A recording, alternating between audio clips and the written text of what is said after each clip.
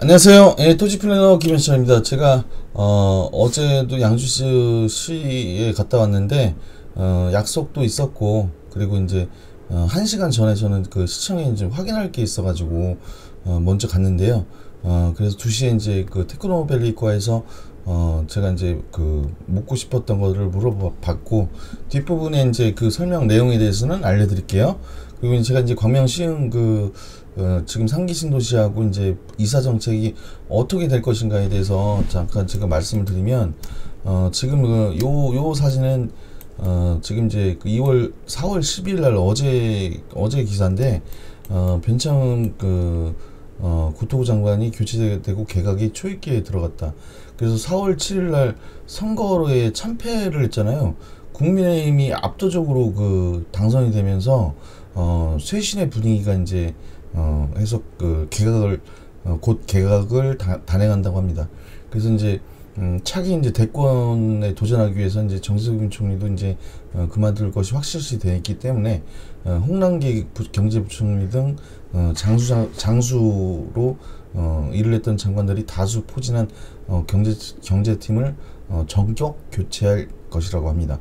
그래서 이제 홍남기 부총리는요, 부동산 정책을 뭐 지휘를 했지만 2018년 12월에 취임을 해서 2년 4개월 동안 재직하면서 역대 최장수 경제 사령탑이었어요. 그래서 지금 보니까 뒤에 내용 보니까 이제 변창흠표 지금 이거 시한부로 유임을 시켜나갔더니 이사 정책에 이제 틀을 만든 게 이제 변창흠 국토부 장관이라는 거죠. 이 후임, 그래서 이제 변창흠 장관이 이제 유임이 되면서 한국토지주택공사 사장과 주택도시공사 기금 사장 등 주택 정책을 현장을 이용하는 실무 공기업의 수장들이 공백이 이어지고 있다. 그래서 지금 늦어지고 있다라는 거예요. 그래서 업계에서는 이게 정치인이 될 가능성이 좀 있다.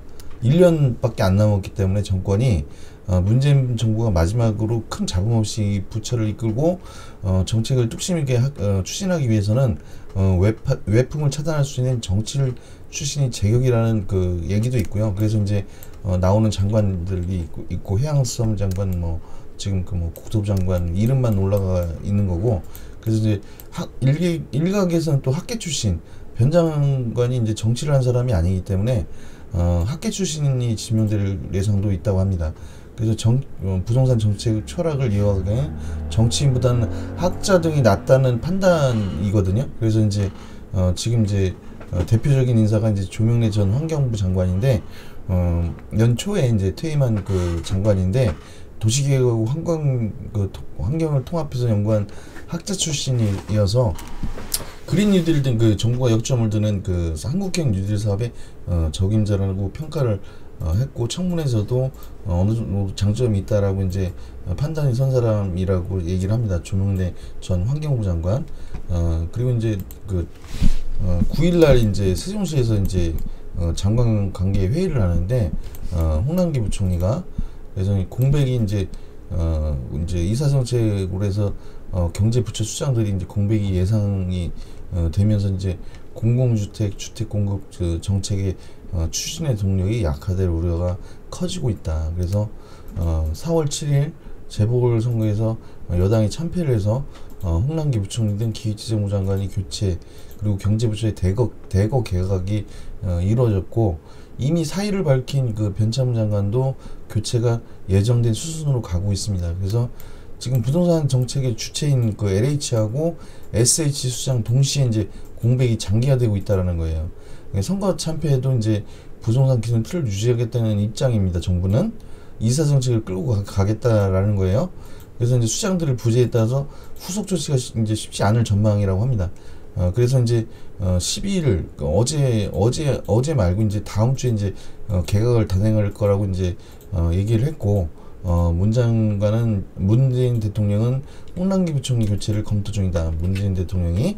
그래서 4월 7일 재보궐 선거에서 여당이 참패를 하면서 국정 동력 확보를 위해서는 인적 쇄신이 필요하다는 다른 판단인데, 그래서 거론되는 사람들이 있고, 그래서 LH 땅 투기에 책임지고 사의를 표명한 변창흠 국토부 장관은 이미 리더십을 상실했다. 그래서 국토장관이 조정식 더불어민주당과 같은 진성진 의원 등이 그 거론이 되고 있다. 앞서 기사에서도 이제 지금 이제 수속 국토장관을 1년짜리 장관을 누가 될지 이제 경쟁을 하고 있다, 검토도 하고 있다라는 얘기입니다. 그래서 보니까 이사정책은 홍남기 부총리가 총괄을 했고 변 장관과 상관없이 이사정책 83만 가구 공급이 제대로 실행될 수 있을지 장담할 수 없는 상황이라고 얘기를 합니다. 이사정책은 변 장관이 이제 SH, LH 등에서 현장에서 느낀 주택 공급 방식의 문제점과 해결책을 고민하는 과정에서 나온 정책이기 때문에 그리고 이제 11만 가구 2차 신규 택지 공개와 내달 지자체 제한 추가 후보지가 2, 3차 발표가 예정돼 있는데 주무 부처의 수장들이 이제 부재가 되기 때문에 추진의 동력을 잃어서 일정이 그대로 갈지도 의문이라는 얘기예요. 지금 LH 사장은 4개월째 공석이고요. 6일 신임 LH 사장 재공모 지원 서류도 마감을 했는데 땅 투기 LH 개혁이 이제 예정돼 있어서 수장 임명에도 속도를 내기는 어려운 상황이다. 이제 이 사정책을 만든 게 이제 변창흠 국토부 장관이기 때문에 수도권에 32만 호, 인천 경기에 이제 26만 호, 그리고 이제 광역시에 22만 호에서 83만 가구로 공급을 하겠다라고 얘기는 했는데 이것을 이어받는 사람이 그거를 제대로 업무를 파악해서 1년 안에 빠르게 추진을 할 수 있을지가 상당히 저도 의문입니다. 그래서 이제 SH 공석이 된 SH 사장 인선도 작업이 늦어질 거고 그래서 공모 정찰을 시작을 한다고 했지만 현대 임추위도 구성도 못하고 있다 합니다. 그래서 후임 사장으로 이제 부동산 전문가인 김연아 국민의힘 비상대책위원장도 언급이 되고 있고요. 4월 7일 날 보궐선거에서 정부의 부동산 정책에 대해서 LH 역대급 사건이 벌어지면서 민심이 크게 흔들렸다는 것을 깨달았기 때문에 미리 깨달았어야 될 것인데 그래서 이제 이게 이제 문재인 정권에서 터진 것이 이거는 우리나라 상위 10%의 부자들이 부를 축적하게 했던 과거에 뭐 박정희 정권이라든지 이런 과거에서도 부동산으로 10%가 부자가 됐던 사람들은 100% 내부 정보를 이용을 해서 부를 축적해 왔다라는 것이고요. 이것이 앞으로도 없어지지는 않을 것이다. 줄어들긴 하겠지만 그래서 지금 기획부동산도 지금 때려잡고 있는데 그래서 선릉하고 강남에 있는 부동산들이 엄청나게 거의 다 문을 닫았다라고 합니다. 지금 국세청에서 그리고 포상금도 1,000만 원에서 10억까지 늘렸고 세무조사를 다 하고 있기 때문에 문을 다 닫은 상태라고 합니다. 그래서 이제 그러면 국민들이 이제 땅을 살 수 있는 여러 루트가 이제 사라지는 거예요. 그래서 그게 참 안타까운데 그래서 지금 나온 땅들이 좋은 땅들이 나왔을 때 하면 참 좋다라는 말씀을 좀 드리고 싶고 그래서 이제 우리가 이제 이은영 대한 건설정책연구원이 정부가 주택 공급 의지가 분명하다면 그 시그널을 국민들에게 지속적으로 보이는 게 중요하다. 이를 위해서 일정 수준 사업계도 올라온 사업장 지금 광명시흥 말고 고양 창릉과 부천 대장 남양주 왕숙 등 3기 신도시 지구단위 떨어진 땅들은 빨리 추진을 해야 된다라는 얘기예요. 근데 이제 광명시흥 같은 경우는 지금 3기 신도시를 추가를 하면서 지구 단위를 떨어뜨려 놓지도 않았기 때문에 4월 1일 날 간 공문은 거기를 국공이지만 자기들이 이제 손을 보기 위해서 이제 왔다 갔다 하니까 놀라지 말라는 의미로 보냈다라고 제가 말씀을 드렸죠. 그래서 주민 협의 상태도 안 들어간 상태다. 그래서 우리가 이제 그전에는 강제 수용 방식을 택하기 때문에 강제 수용을 당하면 내 터전을 살던 터전을 뺏기고 나가게 됐었는데 이게 이제 명분을 준 거죠. LH가 광명시흥에 땅을 많이 대거 뭐 친인척까지 동원해서 지금 누가 구속됐네 누가 구속됐네 말이 참 많기 때문에 광명시흥 같은 경우는 강제 수용 방식을 다 택하기는 힘들다. 그리고 박승원 시장님이 가용 면적으로 달라고 했던 가학동, 노은사동 그 일대들은 그 시에서도 이제 계획적인 도시를 만들려고 계속 해왔던 곳이고요. 그리고 이제 11년 전부터 여기는 조직이 만들어져 있는 상태입니다. 왜냐면 11년 동안 내 재산권 행사를 못했기 때문에 그래서 이제 가장 건드리면은 정말 효과가 크지만 그만큼 이 주민들이 한이 많기 때문에 우리가 주민 보상 문제, 협의 문제부터 엄청나게 부딪힐 거라는 거가 눈앞에 보이고요. 그래서 아마 이 사업은 좀 길어질 거다. 그리고 공공이 주도가 하지를 못할 것이다. 그리고 이제 민간하고는 공공이 들어가는데 공공이 되게 줄어들 것이다라는 예상을 해보고요. 그리고 이미 지금 거래를 못하는 땅임에도 불구하고 땅 가격은 계속 상승을 하고 있습니다. 왜냐면 이 보도가 나면서 저렇게 좋은 땅이었어? 광명시흥을 몰랐던 사람이 전 국민이 알아버리는 단계가 돼버렸기 때문에 여기를 잘못하면은 정말 이 정부가 1년도 안 된 정부가 정권을 연장을 해야 되는데 엄청난 리스크로 작용을 한다라는 겁니다. 그래서 주민의 동의 없이는 강제적으로 집행하기에는 행정력을 잃었다. 그래서 후속으로 장관이 임명이 되고 그 사람들이 업무를 파악하는데도 시간이 많이 들어갈 거고 속도가 그래서 늦어질 거라는 겁니다. 그래서 이제 공공의 주도안이 안 되기 때문에 땅을 갖고 계시고 원주민들은 지금 사태를 앞으로 계속 관망을 하면서 지켜보면서 그렇게 하면 이 땅을 통해서 지금 보상만 받고 쫓겨나갈 주민들이 이제는 그런 상황이 안 됐으니까 그래서 이제 광명시는 저희가 얘기했을 때도 특별관리지역이라는 지역적인 제한이 걸려 있기 때문에 그래서 이제 그게 풀리는 시점이 2024년도 4월 30일입니다. 그때까지도 사업이 진행이 안 되면 안 되기 때문에 어떻게든 사업이 진행이 될 텐데 공공이 주도하지는 않는다. 그리고 내가 원하는 보상만큼 합의가 이루어져야 되는 부분이 있기 때문에 사적인 재산에 대해서 강제 수용을 택하면 지금 여기는 엄청나게 반발에 부딪힐 거예요. 그래서 땅을 계속 가지고 계신 분이라면 조금 시간이 좀 늦어지더라도 관망하고 계셔도 좋다라는 말씀을 드리고 싶습니다. 그리고 제가 양주시에 제가 이제 양주시를 어제 갔다 왔고 이건 토요일날 갔다 왔을 때 양주역 뒤편에 있는 사진이거든요. 근데 여기 산을 다 까놨죠. 그래가지고 나무도 없고 여기 지금 기초 작업을 하고 있어. 작년 7월에 착공에 들어갔습니다. 뒤편을 보니까 이렇게 산이 까이고 나무가 없어졌고 여기 이제 평탄 작업을 할 거예요. 사업이 지금 시작됐습니다. 그리고 이제 제가 갔더니 제가 확인하고 싶었던 게 이겁니다.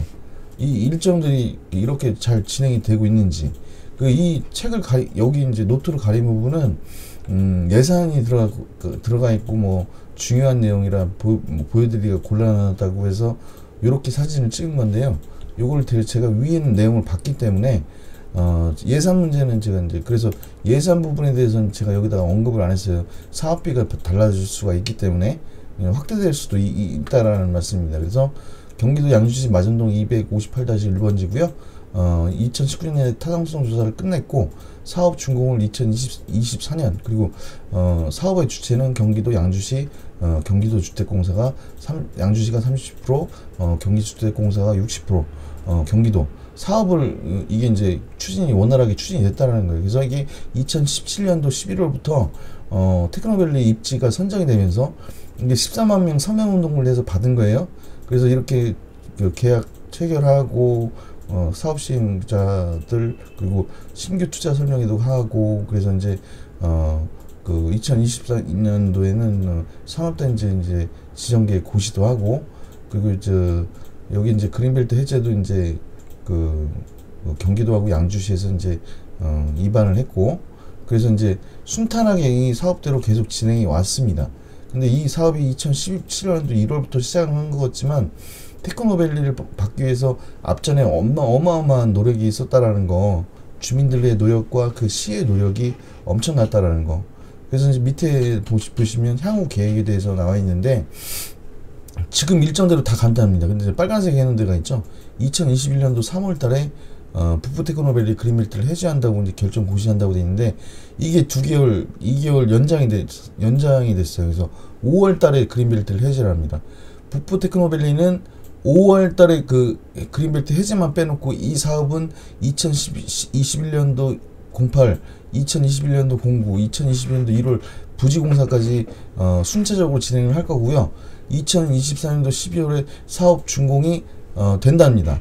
그리고 바뀐 건 이거라서 제가 빨간색으로 표시를 한 거예요. 이게 그린벨트 해제가 5월 달이 되면 서류에서 지금 그 확인하는 거는 양주 그 북부 테크노밸리 예정지라고 되어 있는데 그 밑에 개발 제한이라고 되어 있는 게 풀리는 겁니다. 5월 달에. 그렇게 빠르게 이제 순탄하게 가고 있다. 그래서 제가 이제 양주시 그 시청에 들어가서 인증샷을 찍은 거고 양주시는 시민을 위해서 이런 노력들을 해서 상을 많이 받았더라고요. 그래가지고 북부 테크노밸리과에서 이제 제가 본 것은 여기 이 사업구역이 이제 북부 테크노밸리 사업구역인데 여기 조감도하고 보시면 모양이 거의 동일한 걸 볼 수가 있습니다. 그래서 도로를 이쪽으로 쭉쭉 뺐는데 그게 이제 이쪽으로 제가 돌아서 이제 걸어서 이제 한번 걸었더니 한 30분 조금 넘게 걸린 것 같아요.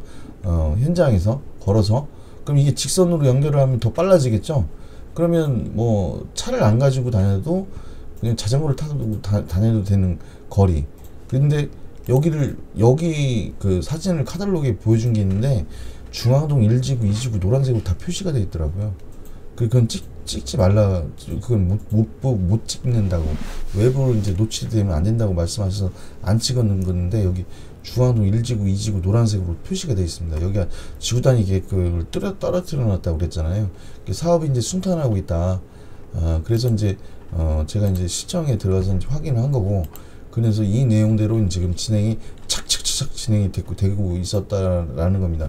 그리고 제가 이제 민원실에 이제 1층 가보니까 자기 땅 갖고 있는 사람 주민들이 막 줄을 서서 상담을 하더라고요. 내 땅은 어떻게 되느냐. 이제 주민들도 알아버린 상태여서 땅을 사기가 힘듭니다. 원래 이 뒷산들은 다 그 중동 땅, 그 지구 단위가 떨어진 땅들은 중동 땅이라서 손을 댈 수가 없는데 이런 쪽에 이제 땅을 갖고 계시거나 이런 쪽에 땅을 갖고 계신 분들이 내 땅이 어떻게 되는지 궁금하니까 줄을 서가지고 그 상담을 하더라고요. 1층에 전담 창구가 다 따로 있습니다. 그만큼 가시화가 됐고 2024년도까지가 가면 이 땅 가격은 상당히 많이 올라갈 것이다. 왜냐면 의정부는 구도심이고 여기는 신도심으로 첨단화되고, 그리고 그 북부 테크노밸리하고 양주 역사권 개발은 친환경적으로 개발을 한다고 합니다. 그래서 굴뚝 공장이 아니에요. 판교 테크노밸리하고 광명 시흥 테크노밸리처럼 굴뚝이 없는 그런 테크노밸리가 들어서는 겁니다. 그래서 교통도 좋아지고 이쪽으로 길을 직선으로 가면은 이쪽으로 3-40분 걸렸던 게 이쪽으로 가면은 한 20분이면 걸어서 왔다 갔다 할 수 있는 거리가 될 것 같아요. 그래서 제가 이제 이걸 보면서 이 내용을 확인하고 나서 제가 왜 이런 노력을 하는 이유는 이 땅을 하신 분들도 한테는 더 좋은 소식이고, 그리고 앞에 땅을 볼 때도 저런 기준으로 해서 땅을 본다, 그런 걸 알아두셨으면 좋겠고요. 우리가 그 투기는 그 100% 내부 정보를 이용한 게 투기예요. 투자는 어느 정도 리스크가 있어야 되는데 여기 투자는 리스크가 없는 투자라고 제가 말씀드렸던 이유가 이렇게 다 사업이 진행이 다 됐고 지금 2021년도 부지 착공이 들어간다는 겁니다. 착공 단계에서 투자하는 게 가장 안전하고 리스크가 없는 투자이기 때문에 이렇게 지구 단위가 다 떨어진 땅을 정말 하기가 정말 힘든 거거든요. 그리고 말씀드리고 싶은 게 일이 잘 됐으면 좋겠는데 우리가 이제 실수요로 땅을 볼 때하고 우리가 투자로 땅을 볼 때하고 이제 다릅니다. 투자로 볼 때는요, 주변이 개발 계획이 중요해요. 이런 개발 계획이 정확한지, 그러면 이 주변이 맹지여도 개발을 합니다. 그렇기 때문에 투자에서는 이게 맹지냐 그 지목이 뭐 대지면 좋죠. 근데 이제 전이냐 임야에 따라서 감보가 되기 때문에 대지는 또 대출도 나오기 때문에 그런 건데, 실수 땅을 볼 때는 도로가 있는지 없는지를 꼭 확인해야 됩니다. 안 그러면 도로가 없는 맹지 땅이 돼버리기 때문에 건축물을 줘도 도로 승인이 안 나는 거예요. 도로상에서 승낙서도 받아야 되고, 그걸 영구적으로 만들려면 그걸 지상권 지상권 설정도 들으면 뭐 지상에 있는 권리를 주장하는 거지만, 지역권 설정이라든지 이런 여러 절차를 해야지 그 도로가 주인이 바뀌더라도 내가 도로를 쓸 수가 있어요. 그리고 땅을 조각난 땅이 있어요. 이걸 합의를 하면 네모난 땅을 만들 수가 있는데, 이런 땅 안에 있는 저는 16만 원을 주면, 시흥시는 그렇다고 하더라고요. 시흥시는 16만 원을 주면 대지로 형질 변경이 가능합니다. 그리고 이제 다른 지역에 뭐 전이 뭐 생뚱맞게 있는 지역은 아니고요. 그래서 그 말씀을 꼭 드리고 싶어요. 우리가 투자를 볼 때는 그 땅에 그 맹지냐 아니냐, 길이 없냐 있냐, 그런 거는 크게 중요하지 않은데, 있다면 더 좋은 거죠. 근데 저희 땅은 도로가 현황상 도로가 법적으로 인정하는 도로가 있습니다. 그래서 제가 이제 지난 시간에 스트리트 거리가 이제 그런 형태의 도로가 나면 생길 가능성이 크다. 다 뒤가 지구 단위가 떨어졌고요. 지금 북부테크노밸리는 그 5월달에 그린벨트를 해제를 합니다. 그러면 착공이 이제 내년에 착공이 들어가기 때문에 이런 땅은 정말 하기도 힘들고, 앞으로도 이런 땅은 없을 것 같아요. 수도권에서는. 왜? 정부에서 기획부동산 때려잡는다고 지금 선릉하고 강남에 있는 기획부동산들이 거의 다 문을 닫았어요. 국세청에서 세무조사 나오고 뭐 이러기 때문에. 그래서 이제 그거는 어느 정도 이제 기획부동산이 없어져야 된다고 생각하는 사람이기 때문에 그거는 참 고무적이라고 생각을 합니다. 그래서 아까 그 광명 시흥에 대해서 제가 말씀드린 부분 중에서 궁금사항이 있으시면 저한테 연락 주시면은 제가 알려드릴 거고요. 그리고 북부테크노밸리 양주시에 대해서도 뭐 모르는 게 있어서 궁금하다 하시면 연락 주시면 제가 성심성의껏 답변을 드리겠습니다. 그리고 이제 어제 비가 왔음에도 불구하고 좋은 형과 또 다른 좋은 그 형님을 만나서 되게 좀 행복했던 저녁이었고요. 또 내일도 저는 또 기다려집니다. 오늘 제가 노력한 게 있기 때문에 그게 내일 결과로 나오는 그런 성취감이 있기 때문에 우리가 이제 남의 자산을 불려주는 일을 하고 있기 때문에 제가 사명감을 가지고 일을 한다고 말씀드렸죠. 약속드린 것처럼 평생 할 거고요. 그리고 사실을 전달할 때는 제가 잘못된 부분이 있다면 말씀해 주시면 수정을 하겠습니다. 제가 알려고 노력했던 정보들 중에서도 100% 제가 이제 완벽한 사람은 아니기 때문에 그렇게 좀 이해를 해 주셨으면 하고, 그래서 저도 또 한 가지의 사실을 안다면 저도 더 공부가 되는 것이니까. 그래서 여러분이 많이 구독해 주시면서 물어보신 것들 때문에 제가 더 땅에 대해서 공부를 하게 되고 제 자신이 더 발전하는 계기가 되었습니다. 여기까지 봐주셔서 고맙고요. 구독, 좋아요 버튼 눌러주시면은 제가 업데이트된 영상을 보실 수가 있습니다. 그리고 다음 시간에는 또 이제 제가 다른 주제로 여러분한테 찾아뵐게요. 여기까지 들어주셔서 너무 감사드리고요. 평안한 저녁 되시길 바랍니다. 감사합니다.